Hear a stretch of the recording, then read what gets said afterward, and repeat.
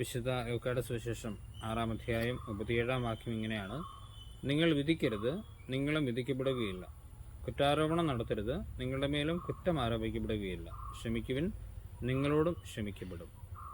സ്നേഹമുള്ളവരെ, ഒരു വിശുദ്ധൻ്റെ ജീവിത കഥ വായിച്ചതിങ്ങനെയാണ്. അദ്ദേഹം ചെറിയ ജോലികൾ ചെയ്ത്, പ്രത്യേകിച്ച് ചെറിയ കച്ചവടങ്ങളൊക്കെ ചെയ്ത് ഉപജീവനം നടത്തിയിരുന്ന ഒരു വ്യക്തിയായിരുന്നു. ഒരുപാട് പേര് അദ്ദേഹത്തിനോട് സാധനമൊക്കെ വാങ്ങി തിരിച്ച് പൈസ കൊടുക്കാതെ അദ്ദേഹം പറ്റിക്കുമായിരുന്നു. ഇത് മനസ്സിലാക്കിയിരുന്നെങ്കിലും അദ്ദേഹം ആരെയും വിധിച്ച് സംസാരിക്കില്ലായിരുന്നു. ആരെയും കുറ്റപ്പെടുത്തുകയോ മൂങ്ങറപ്പിച്ച് സംസാരിക്കുകയോ ഒന്നും ചെയ്തിരുന്നില്ല. എല്ലാവരും സ്നേഹത്തോടെ ക്ഷമയോടെ മാത്രം ഇടപെട്ടു. അവസാനം ഒരു ദിവസം അദ്ദേഹം മരിച്ചു, സ്വർഗത്തിൽ ചെന്നു. അദ്ദേഹം പത്രോസ്ലീഹയുടെ മുമ്പിലെത്തി.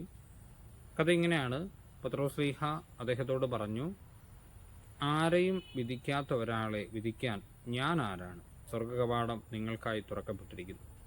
പ്രിയപ്പെട്ടവർ, ഇതൊരു കഥയായിരിക്കാം, പക്ഷേ ഇതിലൊരു വലിയ യാഥാർത്ഥ്യമുണ്ട്. കർത്താവ് ഇന്ന് വചനത്തിലൂടെ നമ്മളോട് സംസാരിച്ച വാക്ക് ഇത് തന്നെയാണ്: നിങ്ങൾ വിധിക്കാതിരുന്നാൽ നിങ്ങളെയും വിധിക്കുകയില്ല.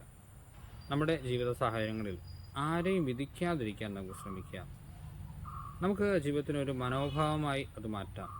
ഒരു കാര്യത്തിനും ആർക്കെതിരെയും വിധി പ്രസ്താവിക്കില്ല. ആ രീതിയിൽ ജീവിച്ചാൽ തീർച്ചയായിട്ടും നമ്മുടെ പാപങ്ങൾക്ക് കർത്താവ് നമ്മളെ വിധിക്കുകയില്ല. കാരണം വചനം പറയുന്നുണ്ടല്ലോ, വിധി മുഴുവൻ അവിടുന്ന് പുത്രനെ ഏൽപ്പിച്ചിരിക്കുന്നു. അതിൻ്റെ കാരണം, വിധിക്കാൻ പുത്രന് മാത്രമേ അവകാശമുള്ളൂ. ഒരു മനുഷ്യൻ്റെ എല്ലാ സാഹചര്യങ്ങളും കാണുന്നത് പുത്രൻ മാത്രമേ ഉള്ളൂ. ഉദാഹരണം പറഞ്ഞാൽ, ഒരു വ്യക്തി വല്ലാതെ ദേഷ്യപ്പെടുന്നതായിരിക്കാം നമ്മൾ കാണുന്നത്. ദേഷ്യക്കാരനാണെന്ന ഒരു വിധി പ്രസ്താവിക്കാൻ നമുക്ക് എളുപ്പമാണ്. പക്ഷേ അവൻ്റെ ഉള്ളിൽ കടന്നു പോകുന്ന സങ്കടങ്ങൾ, വേദനകൾ, അത് ദൈവത്തിന് മാത്രമേ അല്ലേ അറിയുള്ളൂ. അതുകൊണ്ട് ആരെയും ഇന്നു മുതൽ വിധിക്കില്ല എന്നൊരു തീരുമാനം നമുക്കെടുക്കാം.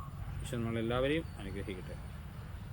നമ്മുടെ കർത്താവ് ഈശോ മിശിഹായുടെ കൃപയും പിതാവായ ദൈവത്തിൻ്റെ സ്നേഹവും പരിശുദ്ധ സഹവാസവും നാം എല്ലാവരും കൂടെ എന്നും എപ്പോഴും ഉണ്ടായിരിക്കട്ടെ, ഇപ്പോഴും എപ്പോഴും എന്നേക്കും.